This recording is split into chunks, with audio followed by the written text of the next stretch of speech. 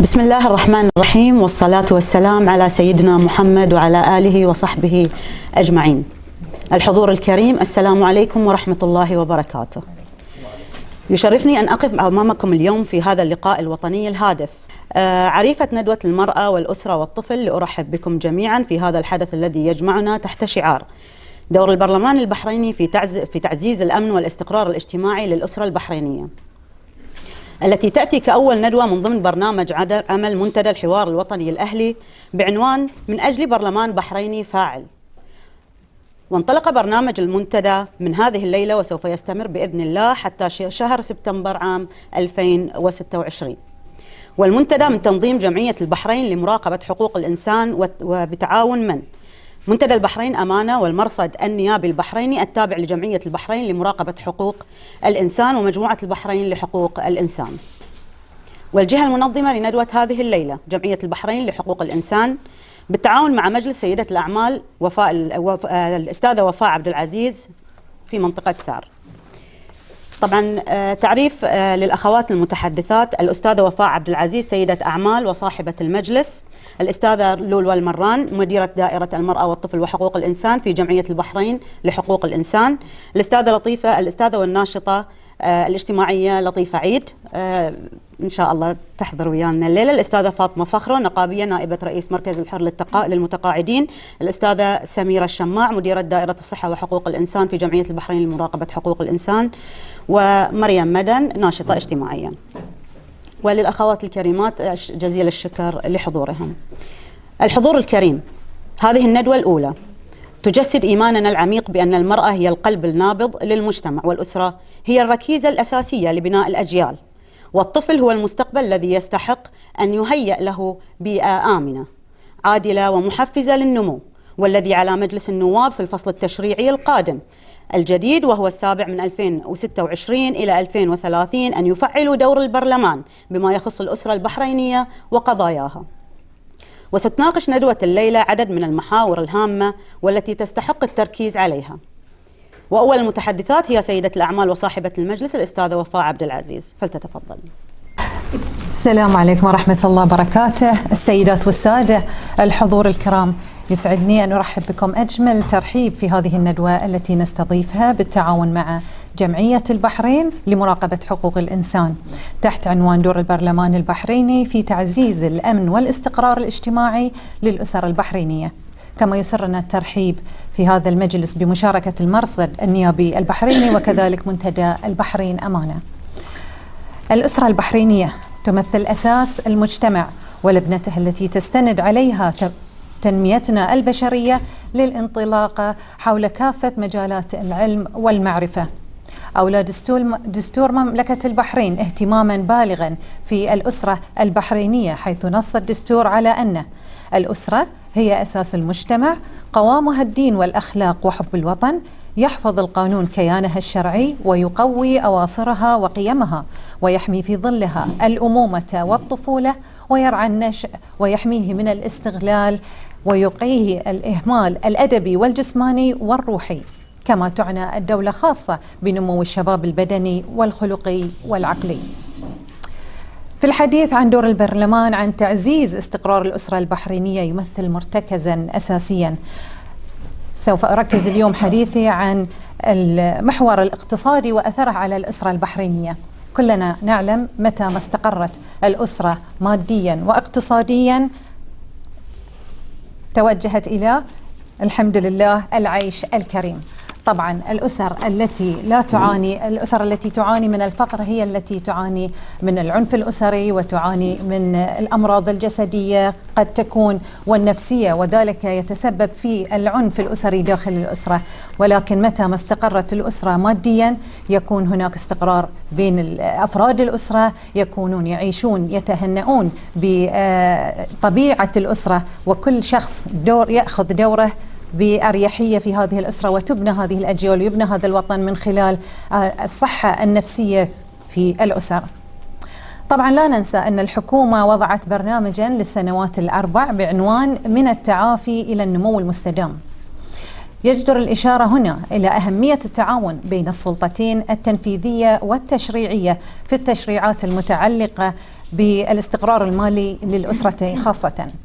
تضمن محورا مهما وهو رفع مستوى المعيشة للمواطنين والمحافظة على مكتسباتهم من خلال تطوير آليات الدعم الحكومي لمستحقيه، ولكن ما زال أغلبها قيد الدراسة في أروقة السلطة التشريعية. على سبيل المثال الضمان الاجتماعي، وهو من مشروع قانون بتعديل أحكام الضمان الاجتماعي. الضمان الاجتماعي وهو الذي يشمل الأسر الأرامل والمطلقات والعوائل التي أهلها في السجون وكذلك الأيتام. المشروع قانون بالحماية الاقتصادية للمتقاعدين. طبعا المتقاعدين هم شريحة كبيرة موجودة في المجتمع وهامة جدا، ويجب الالتفات إليها لأنها تعاني من التضخم الاقتصادي ومواجهة الاقتصاد، خصوصا الأشخاص في فترة التقاعد يكون أبنائهم في فترة الجامعة، احتياج السيارة، احتياج الزواج، ما لم يكون يحصلون على عمل. لذلك وجب أن تكون لهم حماية اقتصادية، بل عودة الزيادة السنوية للمتقاعدين بأسرع وقت. وكذلك من الأمثلة المهمة مشروع قانون منح إعانة طفل لكل رب أسرة بحريني، وهي بادرة جميلة كانت بريق أمل للأسر البحرينية، حيث أنها نفذت فعليا في الدول الخليجية، بعض الدول الخليجية المجاورة، ولاقت استحسانا وكان لها أثر جيد، بحيث يكون هناك دعم لرب الأسرة في الدعم المادي للأبناء، ويعني إعانته على التغلب على الغلاء المعيشي وعلى الضرائب وزيادة الأسعار في السلع والاحتياجات اليومية لهؤلاء الأبناء. كذلك بشأن التأمين ضد التعطل. التأمين ضد التعطل هو مشروع جيد وجميل جدا، لكنه لفترة محدودة. نواجه كثير من المشاكل من أبنائنا الخريجين في هذه الفترة بسبب عدم حصولهم على الوظائف اللائقة بالشهادات التي يحصلون عليها. هي لا تلبي طموحهم ولا تلبي احتياجاتهم، بل وإن هناك أشخاص يقبلون بوظائف متدنية برواتب متدنية لكنهم يرفضون، وذلك بسبب أن درجاتهم أو تحصيلهم العلمي والأكاديمي أعلى من هذه الوظيفة، فيجلس هناك يبقى الأبناء بدون وظيفة. رب الأسرة يكون مهموم على هذا الوضع، لما يكونون بدون وظيفة يكون هناك فراغ، هذا الفراغ بالعنف الأسري قد يكون خصوصا بمقارنتهم بالأشخاص أقرانهم الذين يعملون وفتحوا حياة جديدة وبنوا أسرة جديدة. لذلك نحن نتطلع أن يتم التصويت والموافقة على إقرار هذه المشاريع وإحالتها للحكومة، بما يضمن المحافظة على مكتسبات المواطنين، بل وزيادة الدعم المقدم لهم في ظل الوضع الحالي واستمرارية التضخم. شكرا لكم.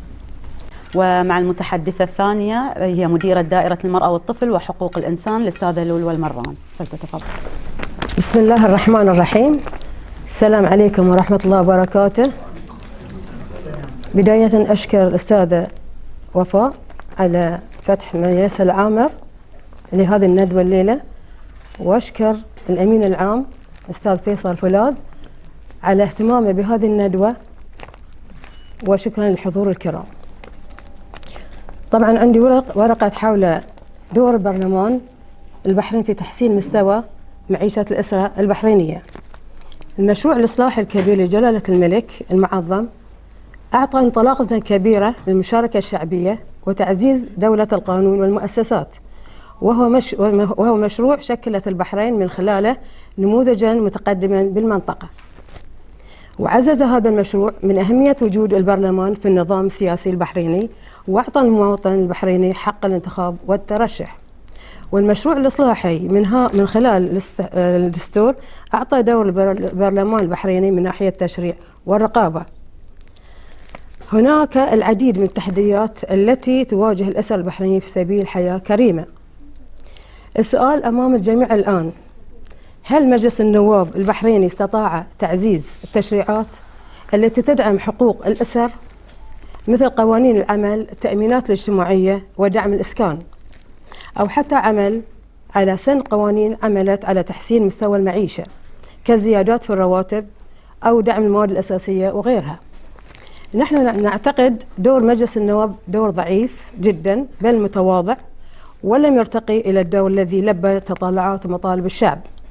من خلال رصد المرصد النيابي البحريني التابع إلى جمعية البحرين لمراقبة حقوق الإنسان، وجدنا حتى مناقشات ودور اللجان البرلمانية المختصة في مجلس النواب البحريني مثل لجنة الخدمات أو لجنة الشؤون الاقتصادية والمالية أو لجنة الشؤون التشريعية والقانونية، لم تستطع مع الأسف تحقيق الأهداف المناط بها بخصوص قضاياهم الأسرة البحرينية، مثلا تحسين خدمة الصحة أو التعليم، دعم ذوي الدخل المحدود والسكن والتأمينات والرواتب وغيرها. لذلك نتطلع في الدور التشريعي السابع القادم لمجلس النواب الجديد 2026-2030 أن يعمل النواب الجدد القادمين أن يعكسوا تطلعات جلالة الملك المعظم في أن الأسرة نواة أساسية للمجتمع البحريني، وعلى كل السلطات أن تعزز من دورها وتعطيها الاهتمام الأول في حياة كريمة. من ناحية على سبيل المثال ولا الحصر منها تعزيز الدعم المالي والاجتماعي وزيادة المساعدات الاجتماعية للأسر ذات الدخل المحدود، وتطوير برامج دعم الإسكان وتسهيل حصول الأسر على مساكن مناسبة، وتقديم حوافز مالية للأسر الكبيرة أو التي ترعى ذوي الاحتياجات الخاصة، والأهم العمل اللائق الكريم للأبناء الأسرة البحرينية. والسلام عليكم ورحمة الله وبركاته. ومع المتحدثة الثالثة الأستاذة فاطمة فخرو، نقابية ونائبة رئيس مركز الحر للمتقاعدين، فلتتفضل. السلام عليكم ورحمة الله وبركاته جميعا، ومساكم الله بالخير. يسعدني التواجد معاكم اليوم في مجلس. أستاذة وفاء عبد العزيز، شكرا على الدعوة، وأنا ممثلة الاتحاد الحر لنقابات عمال البحرين، وعندي ورقة بقدمها إن شاء الله وبقراها، وإن شاء الله تكون فيها الفائدة أو المعلومة أو اللي يبي ياخذ الأفكار إلى آخره. بسم الله الرحمن الرحيم. المرأة العاملة هي ركيزة أساسية في النهضة الوطنية التي تعيشها مملكة البحرين. منذ انطلاق المشروع الإصلاحي لجلالة الملك حمد بن عيسى الخليفة، حققت المرأة مكتسبات غير مسبوقة في مجالات العمل والتعليم والتمكين السياسي. دور مجلس النواب لا يقتصر على التشريع، بل يمتد إلى تبني سياسات حقيقية تعكس طموحات وتطلعات جميع فئات المجتمع، وعلى رأسها المرأة العاملة. الإنجازات الحالية للمرأة العاملة، ماذا أنجزت؟ فلنأخذ جولة. إصدار التشريعات التي منعت التمييز بين الرجل والمرأة في فرص العمل والأجور وفق قانون العمل الجديد طبعا. تخصيص إجازات للأمومة ورعاية الأطفال بما يعكس التزام البحرين باتفاقيات العمل الدولية. وجود برامج وطنية لدعم المشاريع الصغيرة والمتوسطة التي تديرها النساء. تعزيز المشاركة النسائية في القطاعات المالية والتعليمية والصحية، حيث تشغل النساء نسبا مرتفعة من الوظائف في هذه المجالات.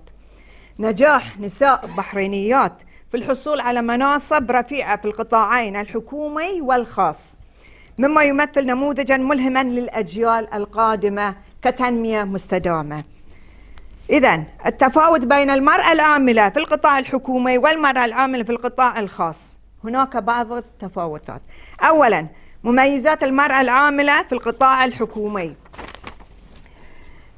الأمان الوظيفي. الوظائف الحكومية تتميز بالاستقرار وقلة حالات الفصل التعسفي مقارنة بالقطاع الخاص. ثانياً، الإجازات المتنوعة، إجازة أمومة تصل إلى 2 شهر أو أكثر مع راتب كامل، إضافة إلى إجازات رعاية طفل ودراسة. ثالثاً، مرونة أكبر في الإجازات السنوية والطارئة. رابعاً، الأجور والمزايا، رواتب أكثر، استقراراً وامتيازات مثل العلاوات الدورية، علاوة الأبناء، علاوة السكن، مزايا التقاعد والتأمينات الاجتماعية مدعومة بشكل أكبر. خامساً، ساعات العمل. ساعات العمل غالباً أقل مقارنة بالقطاع الخاص مع مراعاة العطل الرسمية. سادساً، الترقيات. نظم الترقية واضحة، وضع جداول زمنية أو معايير خدمة، طبعاً كلاً على حسب المؤهلات حسب الخبرة تتم الترقية وليس عشوائيا كما نعلم جميعا. ثانيا، واقع المرأة العاملة في القطاع الخاص: ضعف الأمان الوظيفي، عقود عمل محددة المدة، ومخاطر أو إنهاء الخدمة بشكل أسرع. ثانيا، الإجازات المحدودة: إجازة الأمومة وساعات الرضاعة أقل من نظيرتها في القطاع الحكومي. ثالثا، الأجور والفوائد: غالبا الرواتب أقل، ولا توجد علاوات ثابتة أو مزايا مثل السكن أو يعني أشياء تخص الأبناء إلا نادرا. بعض الشركات ومن نفسهم يعني من صاحب الشركة، فمعظمهم لا يتبعون هذا النظام. رابعا، الترقيات والقيادة: منافسة أكبر وأحيانا تحديات في وصول المرأة للمناصب القيادية بسبب التحيز أو غياب سياسات داعمة. خامسا، الضغط الوظيفي: ساعات العمل غالبا أطول مع محدودية الإجازات الأسبوعية أو المرونة. عادة ما في مرونة يعني إلا ما رحم ربي.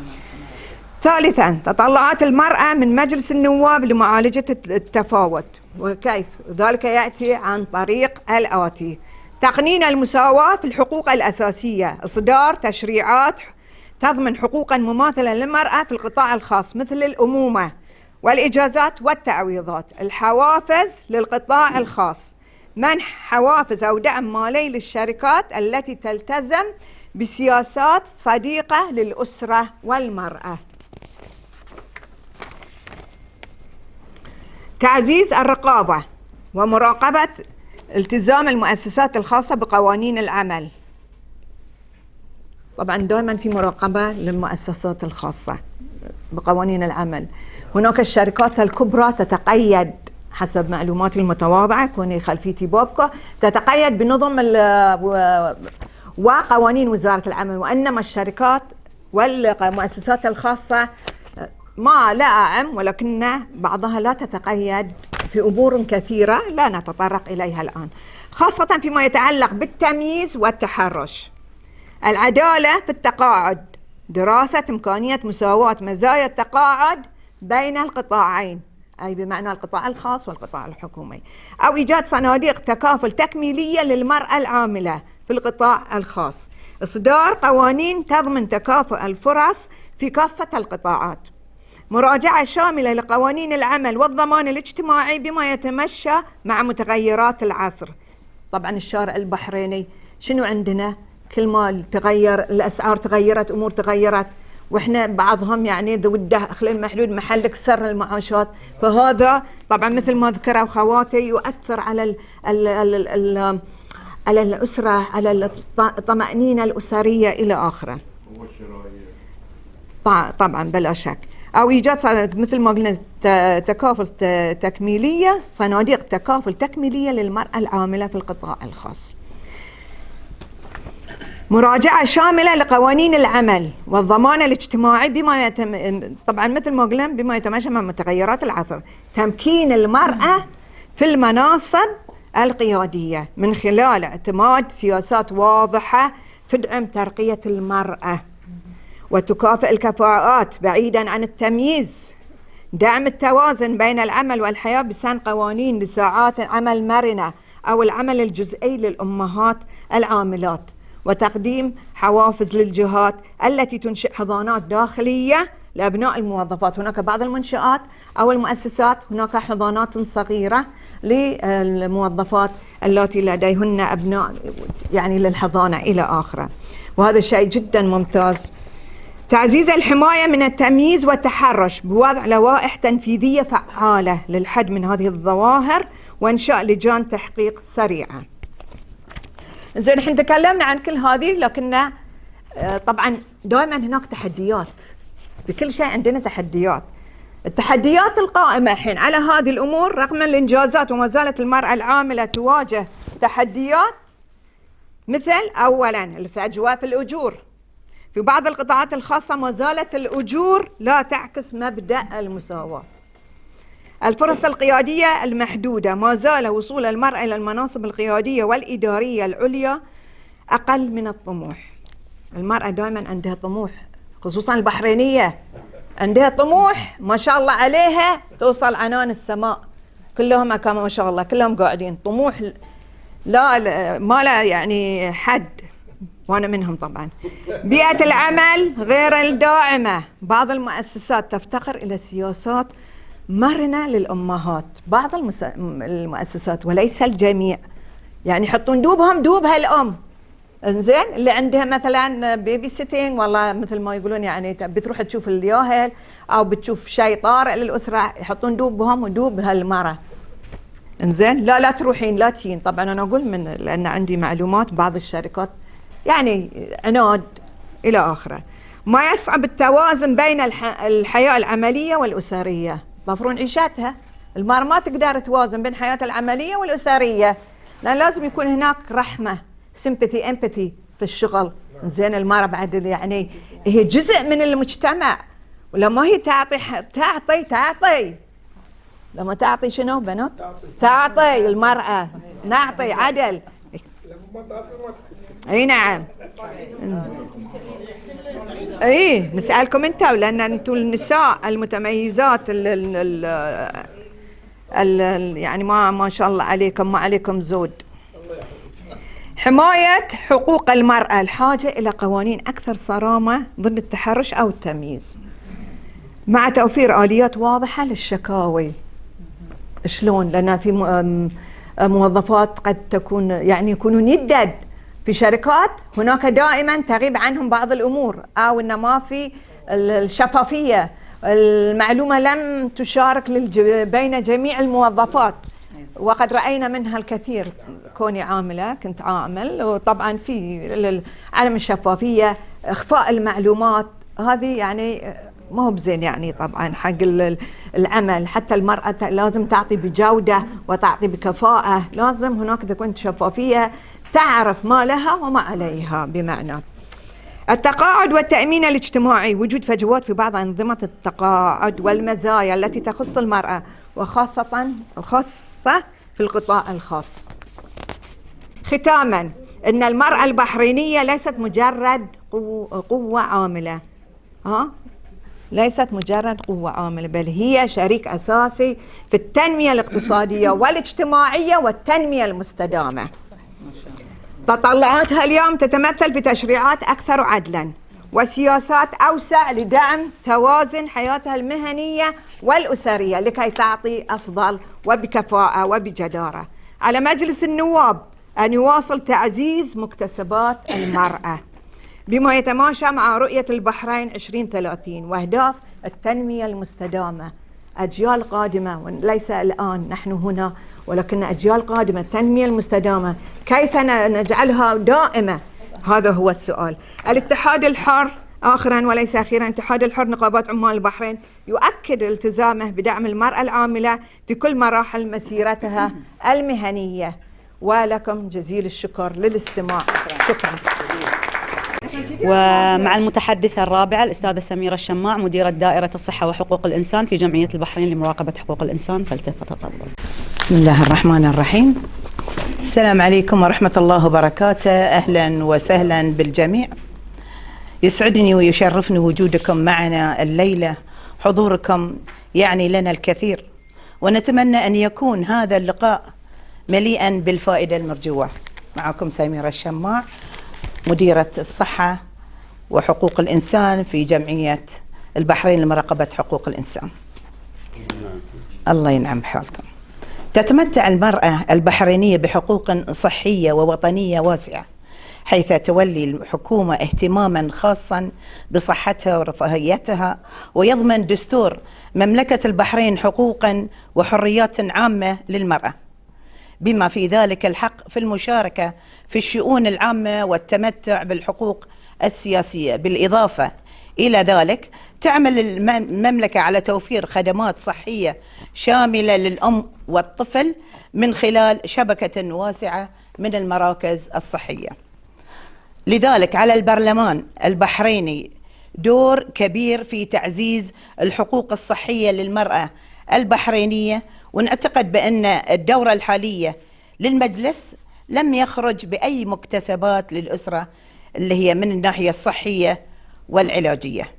لذا نأمل من الدورة النيابية القادمة 2026 2030 أن تعمل على تعزيز الحقوق كالتالي.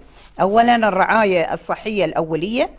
تقدم المملكة خدمات رعاية الأمومة والطفولة من خلال أكثر من 25 مركز صحي يسهل الوصول إليها وذلك بتطويرها والعمل بها على مستوى الخدمات اللي احنا نقولها دائما. ثانيا تعزيز رعاية الأمومة. الحكومة الموقرة مشكورة بحفاظها على تطوير وتعزيز خدمات الرعاية الصحية للأمومة وللمرأة الحامل وخدمات الفحص الدوري للأطفال وخدمات تنظيم الأسرة والفحص الدوري للمرأة، ونؤكد على تعزيز هذه الرعاية. ثالثا مكافحة العنف الأسري. أصدرت مملكة البحرين قانونا بشأن الحماية من العنف الأسري رقم 17 لسنة 2015، وذلك والعمل والعمل به مسامحة بس لأنه مكتوب بالبنسل شوية زين. على مجلس النواب القادم إن شاء الله بتعزيز ودعم الجوانب التالية، وهي الوعي والفهم، زيادة الوعي بأشكال العنف الأسري وتأثيراته وطرق الإبلاغ عنه ومراقبة تطبيق القانون. 2 دعم الضحايا، توفير الدعم النفسي والاجتماعي والقانوني اللازم للضحايا والعمل على تمكينهم. 3 العمل المشترك بين الجهات الحكومية والمؤسسات الأهلية والمجتمع المدني لتعزيز جهود مكافحة العنف الأسري وتحقيق بيئة أسرية آمنة ومستقرة. أما الخطة الوطنية لنهوض المرأة، نشيد بدور المجلس الأعلى للمرأة بقيادة صاحبة السمو قرينة جلالة الملك المعظم ورفعها لمكانة المرأة البحرينية بكل المحافل، أهلا وسهلا أستاذة، اللي هي المحافل الوطنية والعربية والدولية، ودورها الرائد في القيادة والإشراف عبر المجلس الأعلى للمرأة على الخطة الوطنية للنهوض بالمرأة. ومن منطلق ذلك على مجلس النواب القادم دعم هذا الدور للمجلس وزيادة التشريعات الخاصة بصحة الأسرة وتفعيل ومراقبة التشريعات الصادرة. والسلام عليكم ورحمة الله وبركاته. ومعنا الأستاذة لطيفة، ناشطة اجتماعية ومرشحة نيابية سابقة، فلتتفضل. السلام عليكم جميعا. وأولا أشكر كل الحضور وطبعا صاحبة المجلس الأخت وفاء يعني على هالدعوة، وأشكركم كلكم أن حضرتوا، خاصة الموضوع عن المرأة يعني، فهذه بعد شيء حلو أن تشاركون قضايا المرأة. أنا طبعا ما بايب أوراق ولا بايب شيء، بقول شيء ارتجالي وموجود في البحرين وقاعدين نعاني منه، واكيد كل الرجال والنساء اليوم يعانون من اللي هو الاسكان والمراه والزوج والعيال. يعني احنا عندنا قصتنا، ما اعرف يعني انتم اكيد تعرفون اليوم البيت الاجتماعي هو يملكونه الكل، تملك المراه والرجل، الرجل ياخذ عشان المراه تزوج دي المراه، والمراه تاخذ لأنها تزوجت دي الرجل، ومن ايضا يجون العيال. أنا الحين سؤالي ليش دائما إذا المرأة تطلق أو الرجل يطلق يكتب البيت للرجل؟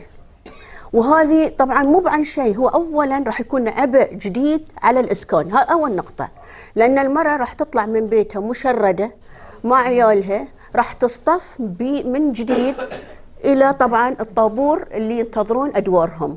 هناك شباب بعد ينتظرون أدوارهم، أزواج ينتظرون من 15-16 سنة، بس بما أن الحكومة اليوم ما تقصر، ما تبي المرأة تكون في الشارع، فأكيد بسرعة بتحاول تدفعها لقسيمة سكنية. اليوم إحنا شنو مشكلتنا؟ ليش هذا يرتبط بالشريعة؟ لماذا يرتبط البيت الإسكاني والاجتماعي بالشريعة؟ هذه لم يكن في عهد الرسول عليه الصلاة والسلام، وهذه الأشياء ما كانت موجودة أصلاً. فلماذا اليوم الشرع يخرج المرأة من البيت ويخليه للرجل حتى لو كان بروحه؟ يعني اليوم المرأة لما تكون 30 سنة أو 40 سنة مع الرجل، فيعني أكيد يمكن بعض الشيوخ الدين يزعلون مني، أو مثلا بعض يعني العقائد أن أنا المرأة هي لازم تطلع خلاص حرمت علي. انزين خلينا نروح إلى مثل في مصر، بيت الاجتماعي للعائلة، الزوج والزوجة إذا تطلقوا الاثنين، أي شو اللي يصير؟ يصير إن اللي يتزوج هو اللي يطلع من البيت، سواء الرجل أو المرأة، لأنهما في اليوم كثافة سكانية. إحنا في البحرين عندنا كثافة سكانية، إحنا عندنا البيوت قليلة، وإحنا بالعكس قاعدين نروح إلى يعني اليوم نروح إلى أفقي، يعني ما قادرين حتى نوفر القسيمة السكنية. من 20 سنة أكيد وايد منكم هنا يعانون إن ما عندهم قسيمة سكنية، ولازم ينتظرون 20 سنة. والمرأة أيضا تنتظر، وحتى لو تطلقت كأنها تطلب مرتين، مرة مع الزوج اللي زوجها، ومرة وهي محذوفة برا البيت بتضطر تاخذ، يعني كأنها استفادت من السكن مرتين، والرجل استفاد من السكن مرتين. فمعناته في خلل كبير في يعني نظام الإسكان والسكن الاجتماعي. إنه هو السكن الاجتماعي شو يسمونه في الأخير؟ هبة. لماذا تعطى الهبة للرجل ولا تعطى للعائلة؟ هبة من جلالة الملك الله يحفظه. وإذا هو حتى لو يدفع اليوم يعني مبلغ البناء، بس الأرض تبقى لمين؟ لجلالة الملك، وجلالة الملك تكون في أيدي هذه الناس بمسمى الهبة. فإحنا اليوم لما نبي نتكلم عن هذا الموضوع، هو موضوع وايد يحز اليوم في النفس، وأيضا هو نحاول بقدر الإمكان إن إحنا نخلق اليوم جو ثاني. ليش الناس ساكتين على هالموضوع؟ ليش اليوم ما عندنا أحد يفكر في إن لازم هذا الشيء ما يصير في البحرين؟ هل إحنا اليوم كنساء ورجال هل إحنا نرضى اليوم إن هذا الشيء قاعد يصير؟ اليوم كم مرة في الشارع؟ قولوا لي كم مرة؟ أنا أعرف في نسوان قعدوا على البحر 2 في سياراتهم. شنو هذه؟ هذه أكبر إهانة للمرأة البحرينية. عندنا مجلس يحميها، عندنا السيدة الأولى طبعا الأميرة سبيكة اللي هي تهتم بالمرأة، عندنا الحكومة المفترض تهتم بالمرأة، بس مع كل هذه المرأة مظلومة، والرجل أيضا مظلوم.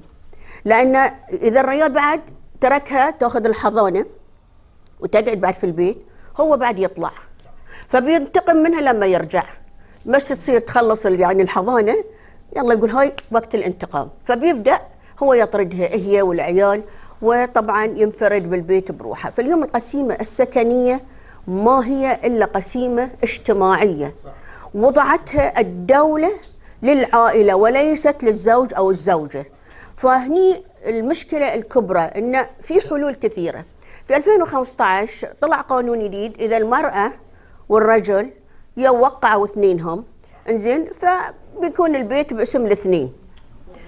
لكن إذا طلقت المرأة هي تطلع من البيت وتروح المحكمة تطالب كم من فلس اللي حطتهم. يعني هذه هل هو تقبلون اليوم؟ يعني بعد المرأة هي اللي بتطلع برا البيت. سمحوا لي، يعني أنا مو ضد الرجال، ترى أنا أحافظ على الأسرة كاملة. اليوم أغلب العيال بس يطلق الرجل، طبعا أنا عارف أن عنده التزامات وايد والمرأة عندها التزامات وايد، من اللي تنثر؟ العيال.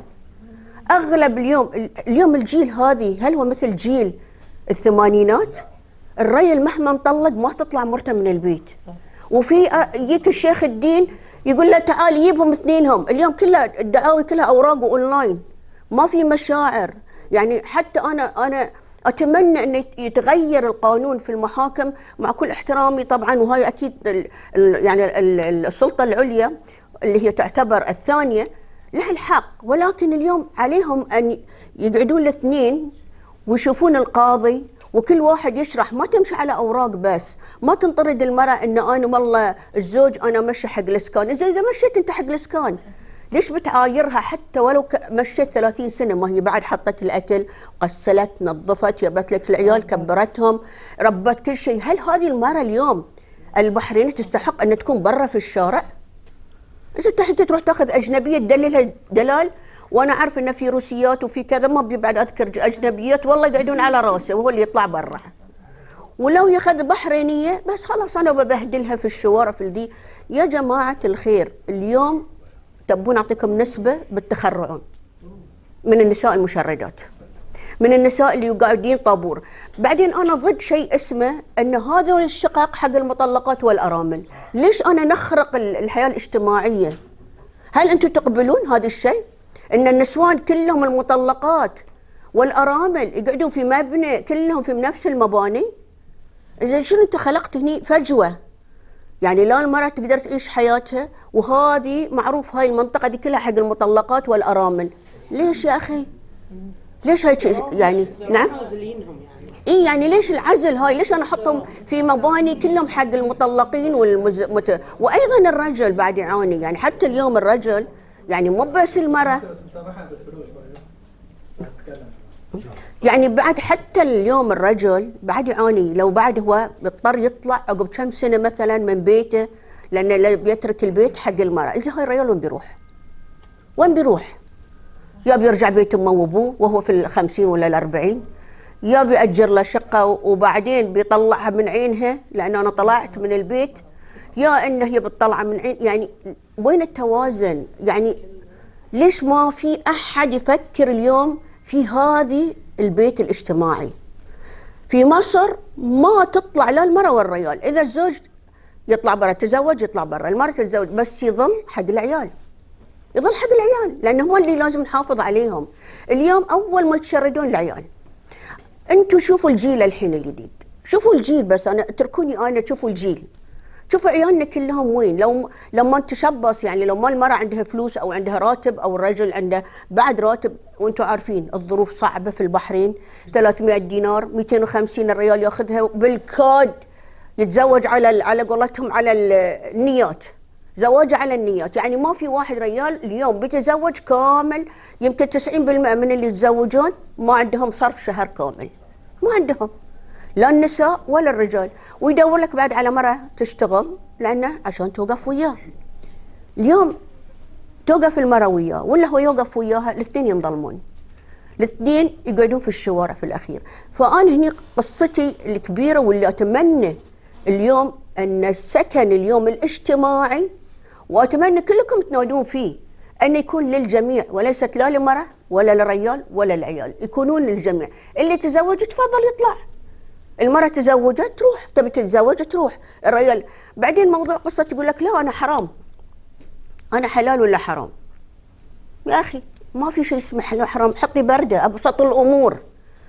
يعني أنت لازم تتعايش، إذا تبي تفكر بالحلال والحرام أنت اطلع. لكن إذا تقول أن المرأة تقعد حلال، ما يقول حرام حلال وحرام، هذه أم عياله. وفي الأخير في أدب، في شيء اسمه الأدب في الحياة. يعني اليوم وايد ناس مطلقين قاعدين في نفس البيوت ما حد يدري بهم. فيعني هل ما هذا قالوا حرام؟ ما قالوا حرام، خذوها من النقطة إن هي بتكون في غرفتها، هو بيكون في غرفته، العيال يتربون في أحضانهم. ليش لازم الضياع هذه كلها؟ ليش الأبناء اليوم ضايعين؟ ليش عيالنا قاعد يتعرضون للمخدرات؟ لأن الضغوط النفسية، الضغوط هذه اللي البيت ترى يا جماعة هو أهم شيء في حياة الإنسان. السكنة إذا ما في سكنة توقعوا عيالنا بيضيعون، توقعوا العيال بينحرفون، ما عندهم الأدمغة اللي عند الغرب انهم يتربون على ان يتعلمون والمعرفه، يروح مثلا نادي، ابو يودي مكان، الام تودي مكان، يثقفونه، ما يقدرون يسوون شيء. وطبعا اكيد لا الام تقدر تربي بروحها، يا جماعه انتم عارفين هذا الشيء، ولا الاب يقدر يربي بروحه، لان الله سبحانه وتعالى وخلقناكم ازواجا حق شنو؟ لتعايشوا أن تتكاثرون. يعني هذه هي الآية بكل حياة، إن الحياة الزوجية للتكاثر، وأن يكون عندكم نعم إيه طبعا هذه أكيد. يعني أنت اليوم عشان تتزوج تقعد تطمش، في الأخير بتجيب عيال، يا عيال هذولين شنو يعني قاعدين في الشارع؟ بعدين أنا اليوم أجيب 3-4 عيال بس طلقت يلا مع السلامة وداعا، روحي تدوري لك على انت وعيالك، انت بس يلا انا طلقتك انا لا يا اخي، هاي مسؤوليه الله سبحانه وتعالى لك، ان انت لما تجيب عيال اليوم لا تتنثر عيالك في الشارع، ولا تنثرين انت عيالك في الشارع. انتوا اخترتوهم هاي العيال، ما يو كذي، ما يبتون من الشارع. اليوم لما تزوجتوا، يوم اللي تبون عيال قررتوا قررتوا تجيبون عيال، يوم ما تختلفون أول ما تقطون على رأس العيال ما يصير. يعني في منطق البحرين اليوم أحس متخلفة تماما في البيت السكني الاجتماعي، والتخلف أيضا قاعد يصير في العيال. يعني اليوم جيل العيال اللي يدد أعطوني 50% إذا العيال مثقفين اليوم. فعلى العموم هذه قصتي وهذه قصة البحرينيين كلهم. والمداخلة الأخيرة بتكون عندي مثل ما ذكرت الأستاذة لطيفة، طبعا بدون أوراق، أتحدث باسم أي امرأة، زوجة، أخت، بنت، جارة بحرينية موجودة على هذه الأرض. طبعا لولا الانتقاد في كل مجتمع وفي كل مكان لما كان هناك في تطور وازدهار. للأسف من 2002 إلى اليوم كل المواضيع المطروحة في مجلس النواب اللي تخص خصوصا المرأة والطفل والحفاظ على اللبنة الأساسية في المجتمع هي جدا تفتقر لذلك التركيز. أول شيء الحفاظ، والموجود في دستور مملكة البحرين هو الحفاظ على هذه الأسرة، هذه اللبنة الأساسية اللي تطلع منها الأجيال. وللأسف أن أقل وأبسط الحقوق لهذه الأسرة لا تذكر ولا يولى لها ذلك الاهتمام في مجالس النواب، مع احترامي لجميع السادة النواب. فكل ما يطلع تحت قبة البرلمان هو حديث من 2022 إلى اليوم عن نفس الملفات ونفس القضايا بلا حلول، من قضايا بطالة وقضايا إسكان وقضايا اقتصادية والدعم الاجتماعي. هي كلها تصب في مصلحة الأسرة البحرينية، هي كلها تصب في مصلحة أبنائنا والأجيال القادمة. إلا اليوم إحنا ما زلنا قاعد تتكدس وتتراكم الكثير من ملفات العاطلين عن العمل دون حلول، دون إيجاد الحلول الجذرية لها. على سبيل المثال في دستور مملكة البحرين هناك بند يقول بأن أصحاب الدخول المحدودة يعفون من الضرائب. اليوم إحنا نشوف رب الأسرة العاطل عن العمل، المتقاعد، المرأة المطلقة، الأرملة، كبار السن، الأطفال حتى لما يروحون لأبسط شيء السوبر ماركت يدفعون قيمة الضريبة المضافة. وأين القانون وأين آلية تنفيذ هذه المادة الموجودة في دستور مملكة البحرين؟ وأين هم السادة النواب؟ مغيبون. هو عملهم عمل رقابي، عمل تشريعي، بينما ما يطرح في تحت قبة البرلمان هي كلها أحاديث مجالس يسمعونها في المجالس في دوائرهم الانتخابية أو في دوائرهم التي يذهبون لمجالسها ويتكلمون ويتحدثون عنها تحت قبة البرلمان دون دراسة، دون تقديم دراسات حقيقية إليها، دون وضع تشريعات حقيقية التي تمسنا إحنا كمواطنين. لما بتحدث عن نفسي، عندي أبنائي بكرة بيتخرجون، وين الوظائف؟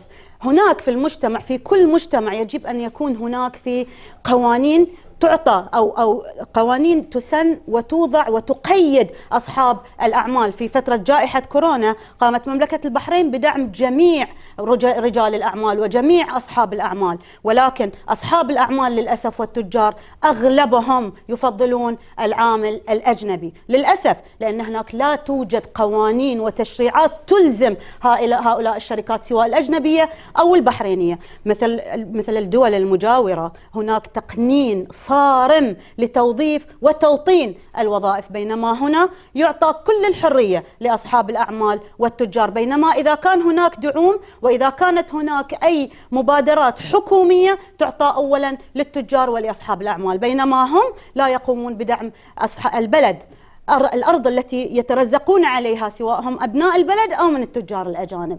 هناك يعني من خلال وظيفتي كمديرة موارد بشرية، من خلال الكثير من القوانين اللي تطرح في هيئة تنظيم سوق العمل من دعم تمكين، والتي تجعل من المواطن البحريني أولوية، من خلال دعم الرواتب، من خلال وضع وسن قوانين تقيد إحضار القوى العاملة الأجنبية، ولكن أيضا يصر التجار على جلب العمال والعمالة الأجنبية رغم توافرها بكثرة في مملكة البحرين.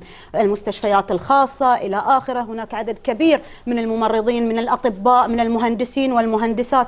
لدينا قوى عاملة وهم أساس الأسرة البحرينية، سواء من النساء أو من الرجال، هم أساس الأسرة. هناك أيضا إذا على الصعيد الصحي حقوق الطفل، هناك أصحاب لأبنائهم عندهم توحد، هناك مبالغ طائلة يدفعونها لمعالجة أبنائهم، لتعليمهم ولدعم التعليم. إذا كان التعليم هو شيء عالمي، هو حق من حقوق الطفل، لماذا يحرم الطفل في مملكة البحرين من ذوي أمراض التوحد؟